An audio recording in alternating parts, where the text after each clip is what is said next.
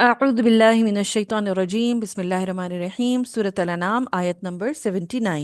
إني وجهت وجهي للذي فطر السماوات والأرض حنيفا وما أنا من المشركين۔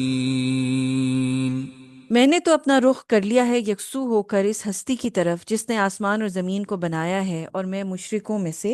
نہیں ہوں۔ اب یہاں پر ابراہیم علیہ السلام نے اپنی جو نیت ہے وہ کھل کر سامنے بتا دی اپنی تمام قوم کو بھی، اور یہاں پر کلیئرلی ڈکلیئر کر دیا ہے اپنے ایمان کو، اور یہ بتایا ہے کہ میں اپنی ہر عبادت اور عمل صالح کو اللہ کے لیے خالص کر رہا ہوں۔ یعنی اب میں نے جو ہے وہ اس کو ڈکلیئر کر دیا ہے اعلان، میں صرف اور صرف اللہ کی خاطر ہی یہ تمام کام کروں گا، جو بھی میری عبادت ہوگی، جو بھی میرے نیک کام ہوں گے، اور اپنے قلب اور روح کی گہرائیوں سے میں صرف ایک اللہ کی محبت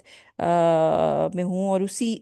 محبت کو میں نے اپنے قلب کی گہرائیوں میں بسا لیا ہے، اور اس ذات پاک کی محبت جس نے آسمان اور زمین کو پیدا کیا، اور تمام جو باطل ادیان ہیں اور فاسد عقائد ہیں ان سے میں اب دوری اختیار کرتا ہوں، اور اعلان کرتا ہوں کہ میں مشرک نہیں ہوں۔ یعنی اب قوم سے میرا کوئی تعلق نہیں ہے، کیونکہ تعلق جو ہے وہ دین کی اور عقیدے کی بیسس کے اوپر ہوتا ہے، بلیفز کی بیسس کے اوپر ہوتا ہے، انسان کی کیا اس کی سوچ ہے، اور وہ کس راستے کے اوپر چلنا چاہتا ہے۔ اسی لیے جو سچے لوگ ہیں وہ چھٹ کے ایک طرف ہو جاتے ہیں، اور جو اللہ کے لیے خالص ہیں وہ ہمیشہ جو ہے وہ ان کا آپس میں جو ہے وہ ایک کنیکشن بن جاتا ہے۔ کیونکہ وہ ایک اللہ کی عبادت کے اندر اپنے آپ کو مصروف کرتے ہیں، جبکہ جو مشرک لوگ ہوتے ہیں ان کے ساتھ جو ہے وہ اٹھنا بیٹھنا اور وقت گزارنا، اور ان کے ساتھ جو ہے وہ ایسوسیشن خالص مخلص لوگوں کو پسند نہیں آتی۔ وہ لوگ جو اپنے عقیدے میں خالص ہوتے ہیں، جو اللہ کے لیے خالص ہوتے ہیں، اللہ کی محبت میں سرشار ہوتے ہیں، ان کو یہ مشرکانہ عمل جو ہے یہ غلیظ لگتا ہے، برا لگتا ہے، اور اسی لیے اللہ سبحانہ و تعالیٰ کی محبت جس شخص نے بھی اپنے دل میں بسا لی، اس کو پھر دنیا کی چیزوں کی محبت اور وہ چیزیں جن کو اللہ سبحانہ و تعالیٰ کے سوا لوگ پوجتے ہیں، شدت انگیز محبت کرتے ہیں،